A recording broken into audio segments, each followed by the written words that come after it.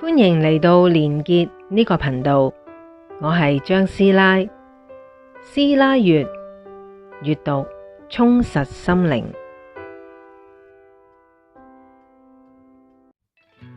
接落嚟，我哋要探討一個生死之間入面非常沉重嘅課題——自殺。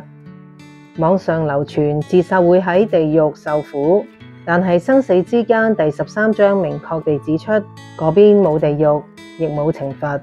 重要嘅係個案嘅高我同時提出咗一個非常嚴肅嘅警告：自殺絕對唔係解決問題嘅捷徑。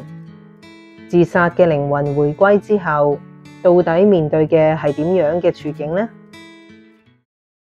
選擇提前結束生命嘅靈魂，回到靈界之後，會經歷啲乜嘢嘅呢？因為佢哋嘅能量極度破碎，所以會首先被帶到療愈之地休息。但係喺之後嘅生命回顧入面，佢哋就100%感受到自己嘅突然離去，為物質世界留低嘅親人帶嚟咗幾咁巨大嘅漫長痛苦。呢種感受會令到靈魂產生極大嘅遺憾。佢哋當初想逃避嘅人生難關，會唔會就咁就消失呢？絕對唔會。嗰啲考驗係佢哋自己投胎前揀選嘅進化機會。如果佢哋中途退學，佢哋最終都係要返嚟。喺下一世，同樣嘅課題會以極之相似，甚至更艱難嘅形式出現，直到佢哋真正學識點樣去跨越。自殺只係將功課延期，並唔代表唔需要考試。